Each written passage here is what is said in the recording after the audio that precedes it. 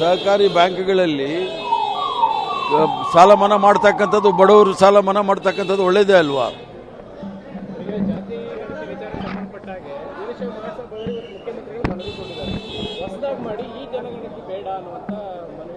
ಈಗ ಜಾತಿ ಜನಗಣತಿಯಲ್ಲಿ ಇರ್ತಕ್ಕಂಥ ಲೋಪದೋಷಗಳಾಗಲಿ ಸಾಧಕ ಬಾಧಕಗಳಾಗಿ ಯಾರಿಗೂ ಸಹ ಗೊತ್ತಿಲ್ಲ. ಕಮಿಷನಲ್ಲಿರೋ ಸದಸ್ಯರಿಗೆ ಮಾತ್ರ ಗೊತ್ತಿರ್ತಕ್ಕಂಥದ್ದು. ಊಹಾಪೋಹಗಳಿಗೆಲ್ಲ ನಾವು ಕಿವಿ ಕೊಟ್ಟು ಏನು ಕರ್ನಾಟಕ ಜನತೆಯ 179 ಕೋಟಿ ರೂಪಾಯಿ ಖರ್ಚು ಮಾಡಿದ್ದಾರೆ. ನಾನಾದರೂ ಸರ್ಕಾರದಲ್ಲಿ ಒತ್ತಾಯ ಮಾಡೋದಿಷ್ಟೇ, ಜಾತಿ ಗಣತಿಯ ವರದಿಯನ್ನು ಬಹಿರಂಗ ಮಾಡಲಿ, ಸಾರ್ವಜನಿಕ ಕ್ಷೇತ್ರದಲ್ಲಿ ಚರ್ಚೆ ಆಗಲಿ. ಆಮೇಲೆ ತಪ್ಪು ಒಪ್ಪುಗಳಿದ್ದರೆ ಅಥವಾ ಸಾಧಕ ಬಾಧಕಗಳನ್ನ ನೋಡಿ ತಿದ್ದುಪಡಿ ಮಾಡೋಕ್ಕೆ ಎಲ್ಲ ಅವಕಾಶಗಳು ಸಹ ಇರುತ್ತೆ.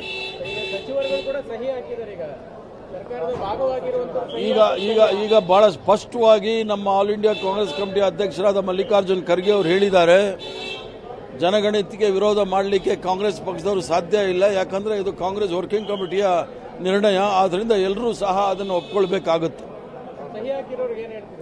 ಸಹಿ ಹಾಕಿರೋರಿಗೆ ನಮ್ಮ PCC ಅಧ್ಯಕ್ಷರಿಗೆ, ACC ಅಧ್ಯಕ್ಷರಿಗೆ ಕೇಳಿ.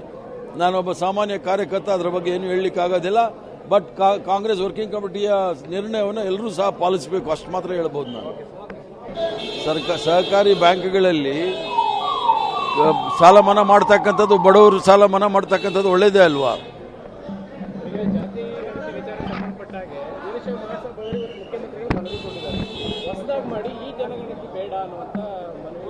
ಈಗ ಜಾತಿ ಜನಗಣತಿಯಲ್ಲಿ ಇರ್ತಕ್ಕಂಥ ಲೋಪದೋಷಗಳಾಗಲಿ ಸಾಧಕ ಬಾಧಕಗಳಾಗಿ ಯಾರಿಗೂ ಸಹ ಗೊತ್ತಿಲ್ಲ.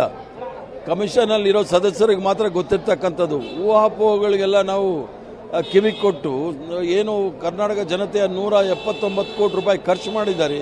ನಾನಾದರೂ ಸರ್ಕಾರದಲ್ಲಿ ಒತ್ತಾಯ ಮಾಡೋದಿಷ್ಟೇ, ಜಾತಿ ಗಣತಿಯ ವರದಿಯನ್ನು ಬಹಿರಂಗ ಮಾಡಲಿ, ಸಾರ್ವಜನಿಕ ಕ್ಷೇತ್ರದಲ್ಲಿ ಚರ್ಚೆ ಆಗಲಿ. ಆಮೇಲೆ ತಪ್ಪು ಒಪ್ಪುಗಳಿದ್ದರೆ ಅಥವಾ ಸಾಧಕ ಬಾಧಕಗಳನ್ನ ನೋಡಿ ತಿದ್ದುಪಡಿ ಮಾಡೋಕ್ಕೆ ಎಲ್ಲ ಅವಕಾಶಗಳು ಸಹ ಇರುತ್ತೆ.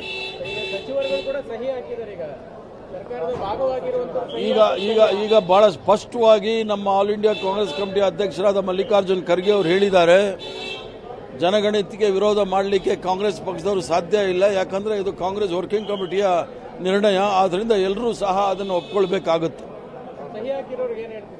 ಸಹಿ ಹಾಕಿರೋರಿಗೆ ನಮ್ಮ PCC ಅಧ್ಯಕ್ಷರಿಗೆ, ACC ಅಧ್ಯಕ್ಷರಿಗೆ ಕೇಳಿ.